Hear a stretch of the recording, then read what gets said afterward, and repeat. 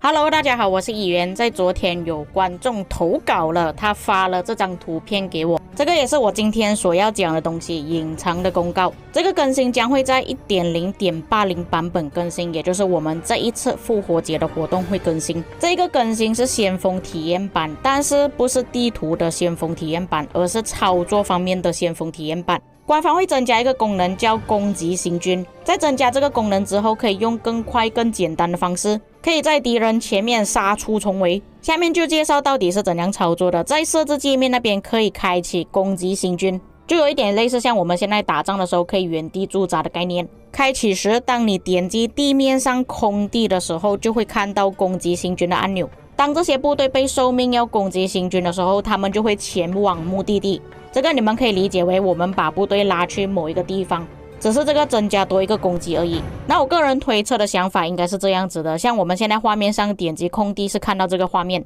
在开启按钮之后应该会变成攻击行军，或者是多一格。这个攻击行军有什么用途呢？如果在路上遇到一些敌人，它将会自动攻击并且追击他们。假设你是有长时间打仗的玩家，应该都知道这个选项呢有利也有弊。像是关卡刚开放的时候，其实我们要快速的抵达目的地，而不是看到沿途上有敌人跑去追击他们，这样会影响到我方部队集合的时间、报仇的时间。而且有看过不少的案例，就是有几个玩家牵程过来挡着我们要去的路上，我方部队就被这些干扰者受到影响，导致大部队被牵制，没有办法继续往前进。这个就是坏处。那好处是什么呢？就比方说我们玩沙场点兵的时候，因为来去的路上会比较遥远，有一些玩家不想要一直看着画面有没有敌人啊，有可能要去做其他事情，要离开一下。当开启这个功能之后，如果路边有一些敌人要攻击你的话，它就会自动反击回去，并且是在你不需要操控的情况下进行反击。关于新功能更多详情，请查阅游戏内说明。假设说你现在想要马上登录游戏去看有没有这封邮件的话，其实你们可以不用去看了，因为这封邮件是已经下架了。那各位也看到这封邮件是先锋体验版，也就是说其实只有几个王国可以获得这个体验而已，所以获得这封邮件的王国是少之又少。为什么我知道这封邮件已经下架了？就是提供资料的观众跟我讲的，不过我还是有去问了一下官方客服，具体为什么下架的原因。客服的答复是这个功能只是在部分王国测试而已，但是目前存在问题，已经下线了，但是他们不能透露到底是哪一些王国有这个更新。当然的，我也不会放过这个机会，既然他都已经答复我了，我就试着去问他具体是更改什么东西，针对哪一些设备的玩家，之后会再推出这个功能吗？我没有想到他居然回答我的问题了，我原本是想说他应该是不会回答了，因为这种东西呢还没有更新出来，他们大多数都是不会回答的。所以果然 VVIP 还是有特权的，有一些问题还是可以问到的。那他给我的答复是这个跟设备没有关系，因为我原本是想说可能是 iPad 啊、手机啊或者是电脑的玩家有受到影响，像是之前有推出过全选功能，只有手机跟平板的玩家有这个功能而已，电脑版的玩家依然还是要用键盘去点选，所以我才会问跟设备有没有关系。具体这个功能的操作方式就是在激战模式下，也就是我们正在打仗的时候，会及时检索附近有无可攻击的白色明字部队，也就是我们的敌人。但是他这里说白色明字，那万一对方是已经对我进行攻击了怎么办呢？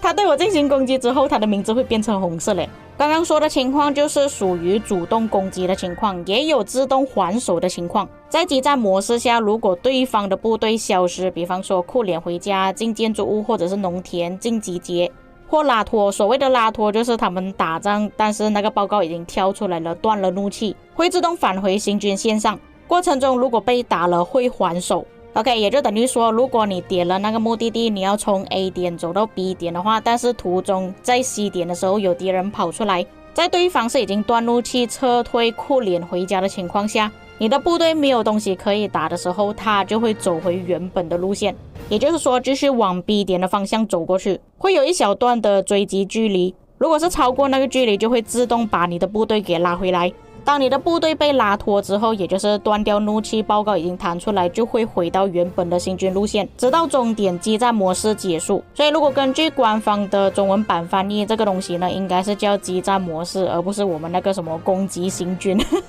我那个攻击行军是直接翻译了。在听了客服的解释之后，其实这个操作方式跟我想的有一点不太一样。我原本是想说，在我们野战时的打对方的部队啊，有时候打完就会站在原地，或者是有跑回家的情况，开了这个模式之后，它就会自动帮我攻击其他的敌人。显然的，在官方这里有多次强调，它是必须要到终点就会结束了，并且根据游戏的邮件也是要点击空地才可以进行这个操作。所以这个出来的结果跟我想的有一点出入。不过换另外一个方面去想，官方只是设计在行军的时候有这个功能，也算是比较合理。毕竟你们自己想一下，如果你在打野战的时候，它会自动帮你攻击敌人的话，那之后不是不需要用外挂了吗？只要有一个玩家手头上有很多个账号，这些账号都会自动攻击，到时候就可以真正实现人海战术了，不需要这么多人上线，只是需要2-3个人上线就可以操控更多账号。但是现在玩家这么聪明，我也是觉得会想到其他的方式，比方说在打野战的那个位置，可能点击那个位置要走到那个方向去，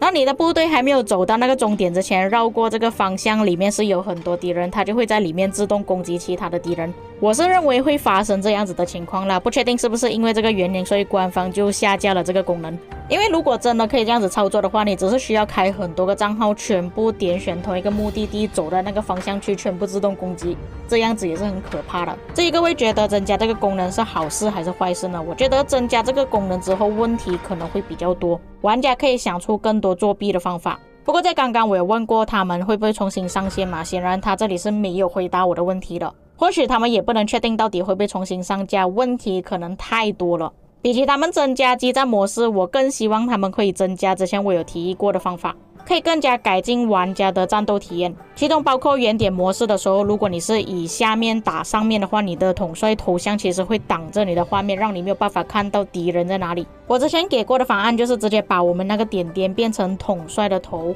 不过我这里写的是屏蔽啊，其实我不太建议屏蔽，因为屏蔽之后你不知道哪个统帅跑到前面去，你要拉回来已经拉不回来了